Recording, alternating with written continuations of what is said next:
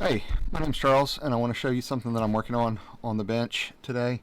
It is a synth module, so folks might be aware of or interested in the modular synth format. So I use what's called AE modular, and it is a smaller form factor, lower voltage than Eurorack, which is what you'll see all over the internet. Anyway, AE modular is great because it's great for DIY stuff. You can plug it into a breadboard for the most part and not blow anything up one way or the other.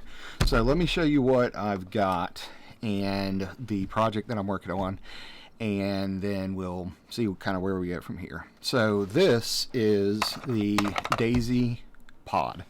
It uses the Daisy seed by a company called Electrosmith, and then this is their pod, which is sort of their breakout, add controllers, add in and out things, right? So it's got an encoder that has a click, it's got a couple potentiometers, a couple of switches, and a couple of lights. So my idea was, what if, even though it sort of fits in the rack, what if I cloned this into the AE modular format? So where is my quarter? I usually have a quarter for scale. Quarter. So AE modular, that big. And the general idea is, like I said, I'm cloning the Daisy pod, using the Daisy seed to clone the Daisy pod into the AE modular format. So how I've designed this, let me zoom in just a little bit if I can. Good. So how I've designed this is, and I'll pull this one out. I'll pull this one out now to show you. So first of all, I use JLC PCB. You may love them, may hate them, for the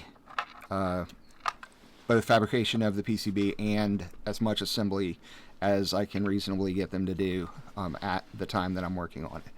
So this is, like I said, the Mark 1, and sorry, this is all the Mark 0.0. If I haven't said that yet, I use that numbering because it may be nothing the first time you get it back from the JLC PCB or whoever. But point of it is that everything that you see on this board was assembled by them.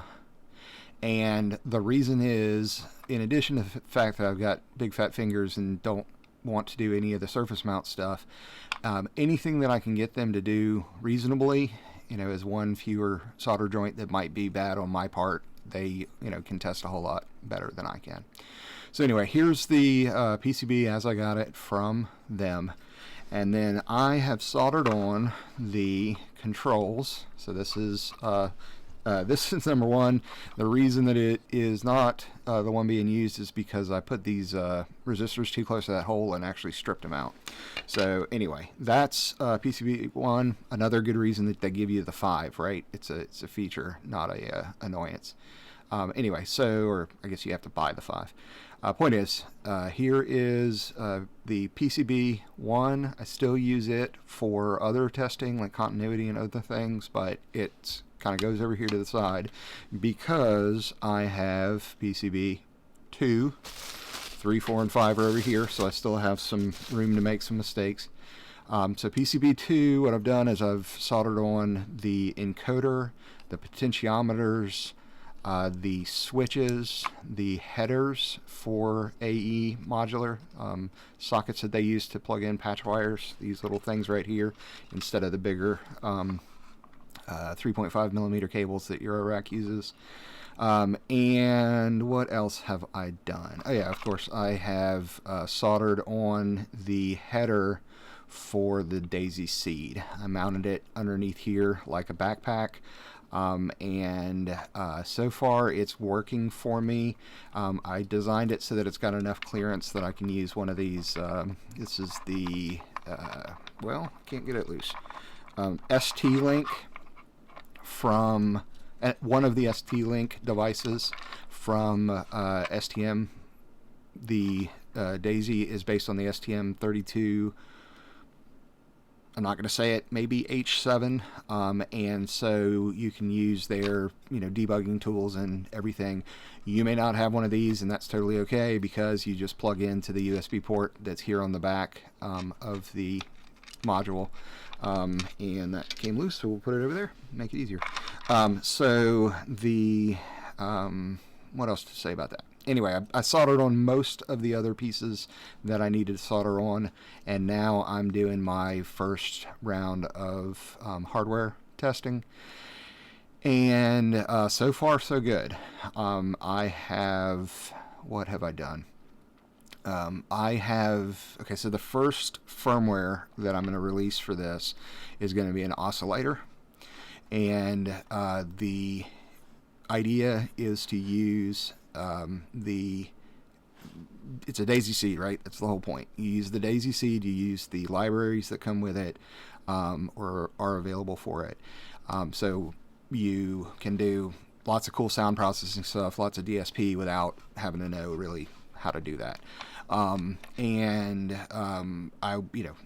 honestly, using those libraries plus a whole lot of help from a couple of different AI agents, I'm really using those to both design the PCB and write the software, use the libraries, etc., etc. So I am standing on the shoulders of giants and not trying to reinvent the wheel here. Anyway, so the oscillators is the first firmware that's going to come out for this.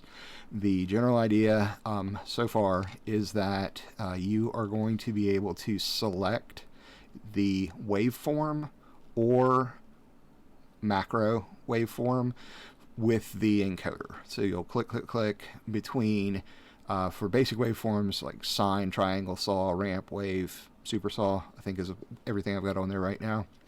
But then you'll also be able to click the encoder to change to a second bank. And what I'm using is everybody loves the Platts module from Mutable Instruments. Thank you so much, Emily, for everything that you've done for modular synth. It's been amazing. Point of it is that others now have rewritten those same algorithms for Daisy in the Daisy SP, Daisy DSP, Daisy SP library. So you will have, and it's not going to be exact, it's not going to be one-to-one, but basically you'll have standard waveforms, you'll click into bank A, you'll have more waveforms, the more advanced macro, Platt stuff, and then you'll click again to get into macro B, more Platt stuff, and then click again to get into back into the standard waveforms. So then once you're in there, this only has two potentiometers, right? And Platts has 4. So how are we going to do that? Well, these are going to be modifiers, the switches. So you'll be able to hit, hold. First, you're without holding it, you're adjusting frequency and timbre, and then you hold and you're adjusting harmonics and morph. Right, so it's as if you have 2 or 4 rather potentiometers. You're just using 2. Then keep in mind, the oscillators is just one of the firmware that we're going to use. So that's the basic design of oscillators and where I'm going so far. Talk to me in the comments if you want to see something different happen before this hits the market. But then the input ports over here, input sockets, I've got first 2 are audio in, left, right, or 1, 2, whatever you want. And then the next 4 are for the potentiometers and switches. So you'll actually be able to use modulation to decide whether or not this button's clicked when you turn this potentiometer, so that you know whether you're adjusting frequency or harmonics. So then the other 2 ports, how many do I have so far? Yeah, 6. So, okay, so then the other 2 ports on the Spark are going to be an analog in and a digital in. And then on the output side, I'm not 100% decided, but I'm pretty sure that it's going to have 2 audio outs for the channel 1, 2 audio outs for channel 2, then a analog out, and a digital out. I still have 2 holes over there. Tell me what you want to see coming out of those holes. I'm considering putting out 3.3 volts from it. It's enough to mark something as high, but it's not, you know, your standard 5-volt voltage, or it's just a little bit shy from that when it comes out of the top of the AE modular power. Reason for that, just another, you know, voltage source that you could use, and I have 3.3 on here anyway because I've got to scale up and down from that for the 0 to 5 volt AE modular standard to work with the 3.3 volt daisy seed. So summarizing, this is the daisy this is the clectric Spark. Haven't said it yet, should say it at the beginning of every video. Completely open source. Go to clectric-diy and you will find it there. Make sure you read the licensing so that you know how you can use it, but you could make one of these, you know, yourself by, you know, the end of the weekend, plus you know, plus some delivery time from PCB manufacturer. So this is the clectric Spark Mark 0.0 right now, and it is a pretty much a clone of the Daisy pod using the Daisy seed for the AE modular synth format.